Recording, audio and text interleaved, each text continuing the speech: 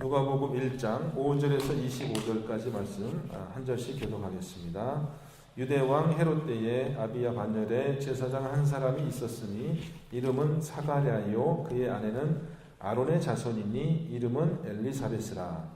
이 두 사람이 하나님 앞에 의인이니 주의 모든 계명과 규례대로 흠이 없이 행하더라. 엘리사벳이 잉태를 못하므로 그들에게 자식이 없고 두 사람의 나이가 많더라.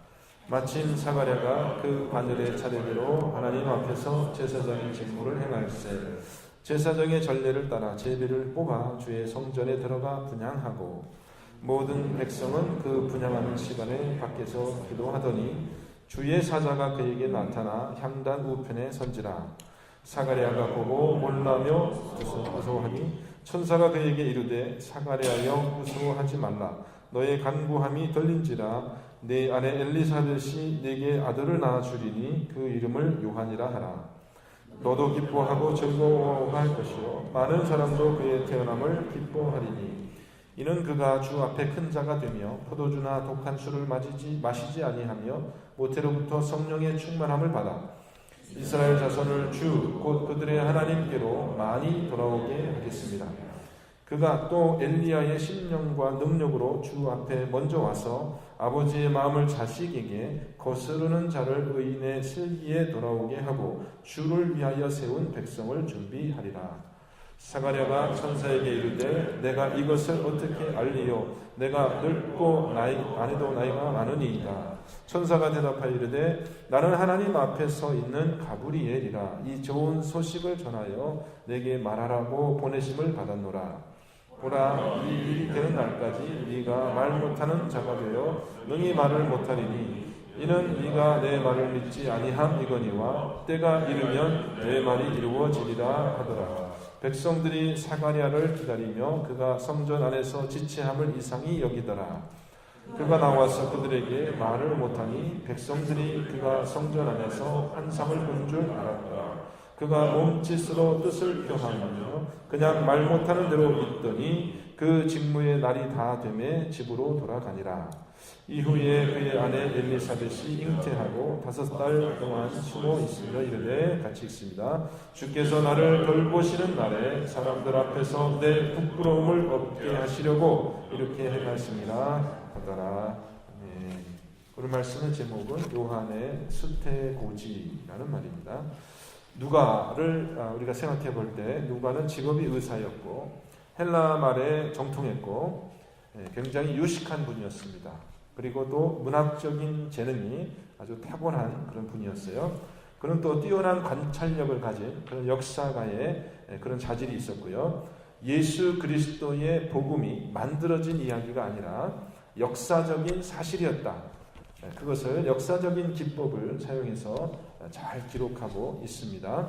그래서 누가의 관점은 이것이 떠도는 그런 소문이 아니고 또 이 복음서, 누가는 먼저 마가의 복음서가 있었던 것을 알고 있었죠. 그래서 이 마가의 복음서나 이런 것들이 다른 이야기처럼 그렇게 신화가 아니라 역사적인 사실이었다를 강조하는 그런 목적으로 이 복음서를 기록하고 있고요.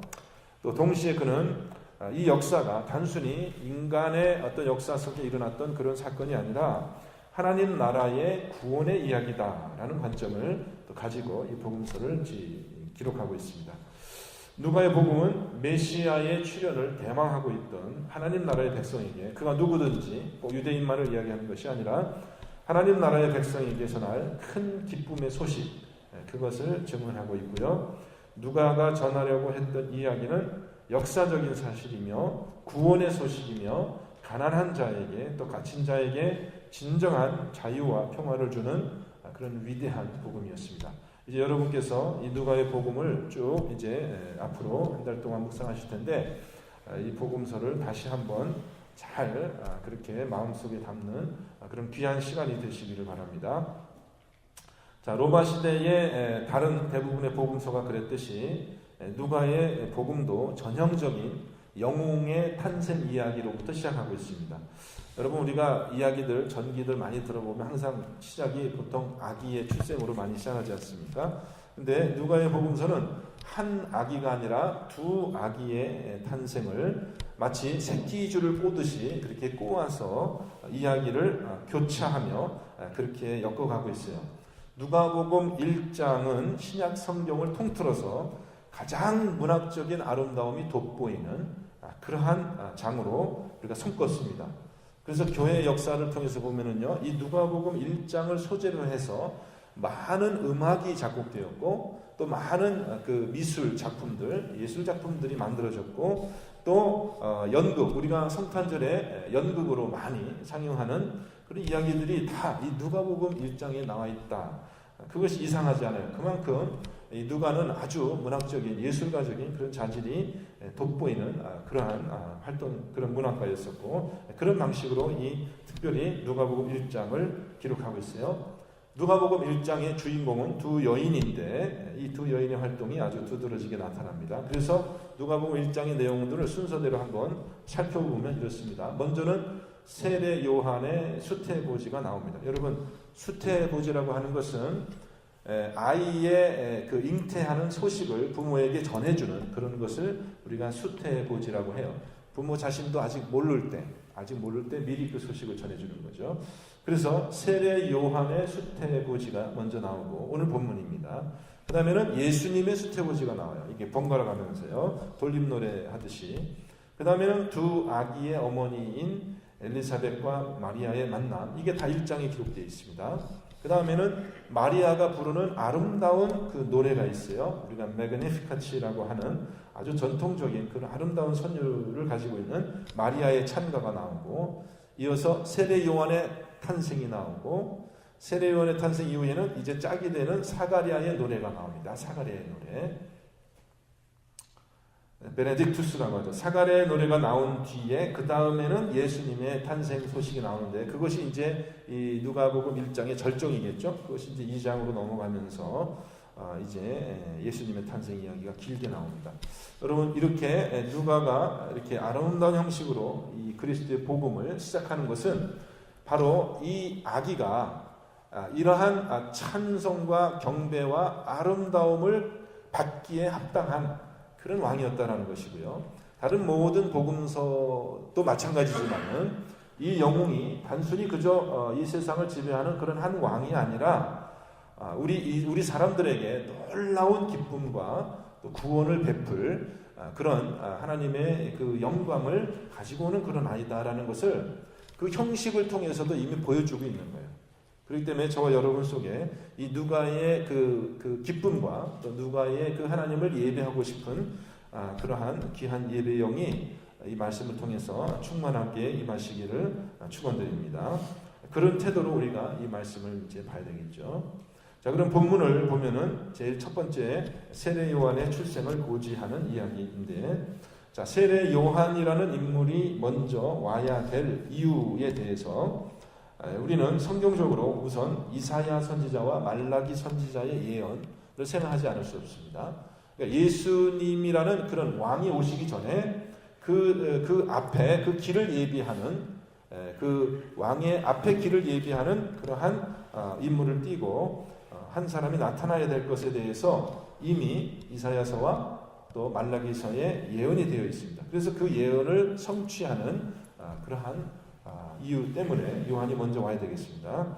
그런데 구약에서 더 깊이 이 요한의 이야기의 짝을 찾는다면 뭐 엘리야의 이야기도 있고 여러 가지 우리가 구약에서 생각할 수 있는데, 이 요한의 이 출생 과정과 유사한, 또 요한이 앞으로 해야 될 일과 가장 유사한 그런 이야기를 구약에서 찾자면 누구의 이야기가 될 것 같아요, 여러분? 구약에서 어떤 인물이 이 요한의 그 이야기와 또 혹은 요한의 사명과 유사한 그 이야기 되겠습니까? 선지자 사무엘을 우리가 생각하지 않을 수 없어요. 선지자 사무엘. 세 가지 정도 유사점이 있는데, 첫 번째, 그 어머니가 불임으로 인하여서 굉장히 수치를 당하고 있었던 유대인의 전통에서 이 아이를 낳지 못하는 것은 하나님의 저주, 굉장한 그것은 어쩌면 죄였었죠. 그것이 비슷하죠, 여러분. 사무엘의 엄마가 누구였습니까? 한나였었고 아이를 못 낳는 것 때문에 굉장히 그렇게 어려움을 당하고 있었다. 또 두 번째, 성전을 배경으로 해가지고 이 아이의 탄생 수태가 고지되었다는 거 여러분 기억하시죠? 한나가 이제 성전에 가서 기도할 때, 그때는 성전은 아니었고 이 성막이었지만은 엘리 제사장 앞에서 실로에서 기도하며 자기의 마음을 토로할 때 하나님이 그의 심령 속에 이제 아들 사무엘의 탄생에 대한 확신을 주셨다는 것이고, 나중에는 이제 그것이 고지가 됩니다. 그 다음에 더 중요하게는 이 아기의 사명이 왕의 오실 길을 예비하는 그런 역할이었다는 것입니다. 사무엘이 이 땅에 온 이유가 뭐예요? 사무엘의 평생에 가장 중요한 그 임무가 뭐였습니까? 바로 두 왕을 기름 부어서 그 왕으로 삼는 그 일을 감당하기 위해서 하나님이 이제 사무엘이 이 땅에 보낸 것이잖아요. 그래서 물론 사울은 이제 하나님께서 실패한 왕으로 버렸지만은 다윗을 기름 부어서 왕으로 삼기 위한 그러한 사명을 띠고 이 땅에 온 것이에요. 그래서 이 다윗의 왕권이 시작되기 이전의 시대를 우리가 사사시대라고 하죠. 사사시대가 막이 내리고 이제 왕조 시대가 새로 열리는 그 새로운 시대를 여는 그러한 역할을 감당하기 위해서 이제 이 사무엘이 마지막 사사시대의 마지막 사사로 왔다는 것입니다. 또 동시에 선지자의 역할을 감당했죠. 왕조 시대를 여는 그런 앞잡이 역할을 감당한 것입니다. 이 요한의 역할이 비슷해요. 요한의 역할은 뭡니까? 이제 마지막 선지자라고 그랬죠. 선지자의 시대가 요한까지다라고 얘기했어요. 이제는 더 이상은 계시가 없다는 거예요. 마지막 선지자로 와서 왕조 시대는 이미 끝나버렸죠. 오래전에 이미 유대 나라가 망하고 왕조 시대가 끝나버리고 지금은 헤롯 왕이라고 하는 사람이 있긴 있었지만 이 헤롯 왕은 사실은 유대 정통의 그런 혈통은 아니었습니다. 베두인의 그런 피가 섞인 그런 아주 희한한 그런 왕이었고 로마의 속국이었습니다. 이제 이 요한이 와서 새로 여는 그 시대는 뭐예요?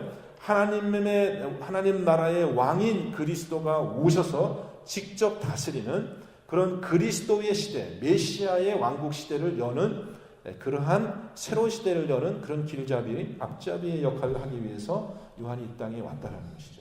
그러니까 요한의 탄생은 필연적인 것이고 성경의 예언을 성취하는 것이고 동시에 로마 시대의 그 왕이 가는 길, 항상 그 앞을 예비하는 길잡이가 있어야 되는 그러한 것처럼 요한이 이 복음서에 누가복음에 앞으로 나타날 이 위대한 왕 예수 그리스도의 길을 열어가는 그런 역할로 이 땅에 왔다는 것입니다.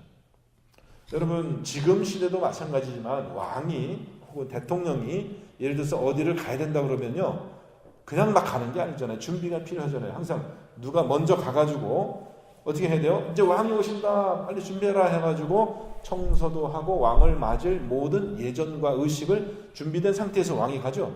왕은 그냥 가는 법이 없어요. 물론 개인의 활동으로 하자면 뭐 그냥 갈 수도 있겠지만은 공식적으로 내가 왕이라면 대통령이라면 그 길을 그냥 갈 수는 없고 항상 어떤 사람이 가서 그 길을 요구하는 겁니다. 그렇다면 세례 요한이 와서 오실 왕의 길을 준비하는 가장 중요한 역할은 무엇이냐? 오늘 본문에 보면 가브리엘 천사가 고지한 대로 그것은 뭐냐면 그 왕을 맞아들이는 사람들에게 회개를 촉구하여서 그들을 그 왕이 맞아들이기에 합당한 그런 마음, 성결함과 또 그 왕에 대한 충성을 요구하는 그런 복음을 미리 증거하기 위해서 그렇게 세례 요한이 이 땅에 왔다는 것입니다. 잘 듣고 계시죠? 재밌죠?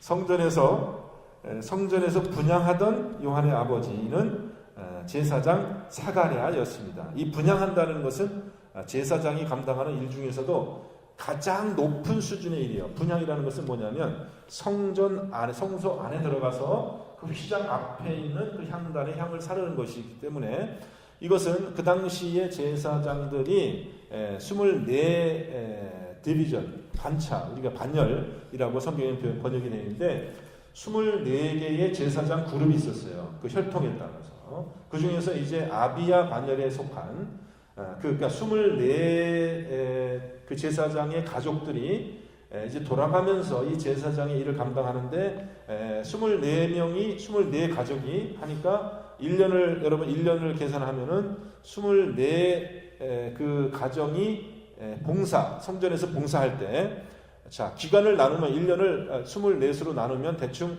어느 정도 기간을 봉사하는 겁니까? 며칠 정도 봉사하는 거예요? 네? 24 가정이 번갈아 가면서 성전에서 봉사한다고 했을 때 어느 정도 기간을 봉사하면은 그 1년이 되는 겁니까? 약 2주가 됩니다. 2주. 약. 여러분 아시죠? 1년이 한 52주 정도 되니까 24씩 하면 2주씩 하면 48주 되니까 조금 모자라지만 약 옛날 달력으로 봤을 때 360이라고 생각했으니까 하여튼 약 2주 정도를 봉사하면은 되는 건데 그 2주 정도에 이제 아비야 반열이 와가지고 제비를 뽑아가지고 자 어떤 사람은 문지기, 어떤 사람은 뭐 창고지기, 어떤 사람은 뭐 이거 이렇게 그 제단에 불 나무 떼고 뭐 불 켜는 일 뭐 이렇게 나눠서 하잖아요. 그래서 제사를 드리는데 어떤 사람이 성소 안에 들어가서 분향하는 그러니까 향을 사르는 그 제사를 아침에 드리고 저녁에 드리고 2번씩 드렸는데 그 제사를 감당한다라는 것은 평생에 한 번 있을까 말까 한 희한한 일입니다. 여러분 그것은 굉장히 제사장으로서도 굉장히 그것은 영광스러운 그런 일이에요. 무슨 얘기인지 아셨죠? 성소 안에 들어가서 섬기는 일. 그것이 마침 이 사가랴에게 제비 뽑아가지고 그렇게 되었는데 그곳에서 분향하는 동안에 이 사가랴에게 이제 천사 가브리엘이 나타나서 이 아기의 탄생 소식을 전한 사건이 오늘 본문입니다. 그러면 이 아기는 도대체 어떤 사람이냐? 천사가 전한 대로 보자면 15절, 17절에 나타나 있는데 다시 한번 15절, 17절 말씀 보겠습니다. 이것이 바로 이 아기가 도대체 어떤 아기냐를 나타내는 거죠. 그가 주 앞에 큰 자가 되며 포도주나 독한 술을 마시지 아니하며 이것은 이제 나시린의 전통이죠. 나시린의 전통. 또 제사장의 전통이기도 합니다. 모태로부터 성령의 충만함을 받아. 이것은 나중에 이제 마리아가 엘리사벳을 그렇게 방문하는 그때를 보면은 그 아기가 자기 주인을 알아보고 뱃속에서 기뻐서 뛰노는 그런 장면을 봅니다. 그래서 아주 엘리사벳도 아주 성령에 충만한 그런 엄마였지만은 이 아기가 어렸을 때부터 그렇게 성령의 충만함을 입은 자였다는 것이죠. 그리고 또 16절 이스라엘 자손을 주 곧 그들의 하나님께로 많이 돌아오게 하였습니다. 이것이 이 아기의 사명이었고요. 이어서 17절에 보면은 또 그가 또 엘리야의 심령과 능력으로 주 앞에 먼저 와서 이것은 구약 마지막 선지자인 말라기서에 예언되어 있는 말을 그대로 인용하고 있습니다. 아버지의 마음을 자식에게 또 자식의 마음을 아비에게 이렇게 되어 있는데 오늘 본문에는 거스르는 자를 의인의 슬기에 돌아오게 하고 주를 위하여 쓰는 백성을 준비하리라. 여기서 아비의 마음을 자식에게 때 아비하고 아들은 누굴 얘기냐면 하나님과 이스라엘을 얘기해요. 그래서 말라기서에 보면은 어떤 표현이냐면은 내가 너의 주인이고 내가 너의 아버지인데 소도 자기 주인의 말을 알고 그러는데 어떻게 너희는 내 말을 모르냐 이렇게 선지자를 통해서 꾸짖는 것을 보거든요. 아비의 마음을 자녀에게 돌이킨다라는 것은 하나님 아버지의 마음을 자기 자녀인 이스라엘에게 돌이키게 하고 또 자녀 이스라엘 마음을 거역하는 자죠. 이스라엘에 거역하는 그 마음을 다시 하나님께 복종케 하는 그런 사명을 띠고 요한이 이 땅에 왔다라는 것입니다. 예상치 못한 가브리엘의 출현과 또 가브리엘이 전하는 그 말을 듣고 사가랴는 의심의 말을 내요. 내가 이것을 어떻게 알겠습니까? 18절에 보면 그렇게 되어 있는데 내가 이 말을 어떻게 믿을 수 있겠습니까? 내가 늙고 아내도 나이가 많습니다. 그래서 천사 가브리엘은 자신이 전하는 그 소식이 확실하다는 징표로 사가랴가 앞으로 말을 못하는 사람이 되어서 요한이 출생할 때까지 요한이 할례를 받을 때까지 그렇게 지낼 것이다 이렇게 예언을 하고요. 그 예언은 그대로 성취가 됩니다. 자, 요한은 누가는 요한과 예수 이야기의 두 왕을 배경으로 등장시키는데요. 세례 요한의 출생과 관련해서는 유대의 왕이었던 헤롯이 그 이야기에 나오고요. 예수님의 탄생과 관련해서는 당시 로마 제국의 황제였던 아우구스투스가 인구 조사를 시켰다, 포적을 하게 했다라는 그런 간단한 표현으로다. 오늘날도 헤롯 왕 때에 이런 일이 있었다라고 간단하게 이 두 왕을 배경에 이렇게 설정해서 지나가는 그림처럼 보여줍니다. 그래서 묘한 대조를 이루는 거죠. 모든 백성에게 미칠 큰 기쁨의 소식이 왕궁에 먼저 알려지고 또 그 왕궁에서 각 나라에게 전해지는 그런 방식이 아니라 들에서 양을 치던 목자들에게 그 소식이 먼저 전해지고 또 제사장 성전에서 제사드리던 그 제사장에게 그 소식이 먼저 알려지는데 그 사람은 말을 못하는 그러한 형태가 되어가지고 그것을 다른 사람에게 얘기할 수 없는 그런 아주 희한한 방식으로 이 아이의 하나님 나라의 왕의 탄생과 이야기들이 지연되어서 전해지는 것이 참으로 놀랍고 우리에게 감탄을 자아내게 합니다. 이 왕의 아이들이 왕궁에서 왕의 아들로 태어나지 않고 평범하고 가난하고 수치스럽게 살던 그런 사람들의 가정에 태어났다라는 것은 당시의 그 복음의 전통으로 보면은 당시의 가스펠의 전통으로 보면 아주 파격적인 것이라고 할 수 있어요. 어떻게 이런 일이 있을 수 있을까? 물론 따지고 보면 알고 보면 이 아이들의 출신 성분이 그렇게 나쁜 것이 아니었죠. 오늘 우리 요한의 출신 성분을 보면 어떻게 돼요? 아빠 사가랴뿐만 아니라 엘리사벳도 아론의 혈통이었다는 것입니다. 아주 그러니까 순수한 그러한 제사장의 혈통에서 이 요한이 태어나고 그의 임무를 수행하는 것을 보게 되고요. 또 뒤에 우리가 이제 누가복음 뒤에 2장에 가보면은 어떻게 돼요? 이거 예수님의 혈통도 사실은 다윗 왕의 후손으로 왕의 신분으로 이 땅에 태어난 것을 우리가 알 수 있겠습니다. 자, 그렇기 때문에 이 복음이 우리에게 전해지고 온 세상 사람들에게 전해져야 되는 이유를 이미 우리는 알 수가 있어요. 왜 그러냐 하면 이 복음을 듣고 그리스도 왕을 믿어 영원한 생명을 얻게 하라는 거죠. 구원을 얻게 하라는 것입니다. 또 한편으로는 이분이 온 세상의 왕이시고 하나님이 정하신 참 메시아 그리스도인 것을 알고 그에게 우리가 복종하라는 것입니다. 복종하라는 것입니다. 회개하고 그에게 돌아오는 것입니다. 그것이 바로 우리 영혼의 구원이 시작되는 가장 기쁜 그런 소식이기 때문에 이 복음을 우리가 듣고 믿고 온 세상에 전해야 될 그런 당위성이 거기에 있는 것입니다. 이분이 정말 온 세상의 메시아시고 왕이시고 구주시라면 우리는 당연히 그분의 이야기를 관심을 가지고 듣고 믿고 순종하고 그것을 온 세상에 전해야 될 그런 당연한 당위성이 그 이야기 자체에 숨겨져 있습니다. 새해를 시작하면서 이 누가가 전한 이 그리스도의 복음을 저와 여러분이 다시 세밀하게 듣게 된 것을 저는 굉장히 기쁘게 생각하고 앞으로 이 복음서를 우리가 준비된 마음으로 새벽마다 묵상하면서 다시 한번 우리가 예수 그리스도 그분을 우리의 왕으로 모셔드리고 또 나의 평생의 삶이 예수 그리스도에게 충성하는 그런 믿음의 삶이 되기를 다시 한번 우리가 고백하는 그런 귀한 은혜가 있으시기를 주님의 이름으로 축원합니다. 함께 기도하겠습니다. 하나님, 온 세상의 모든 백성에게 미칠 큰 기쁨의 소식을 누가의 이 기록을 통하여 우리에게 듣게 하여 주심을 감사합니다.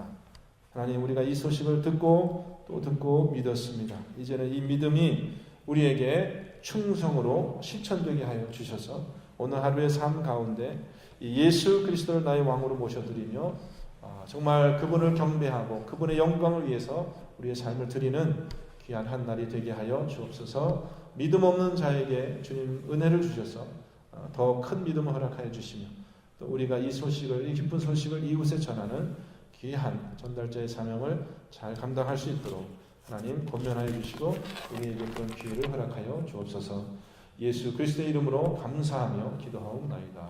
아멘.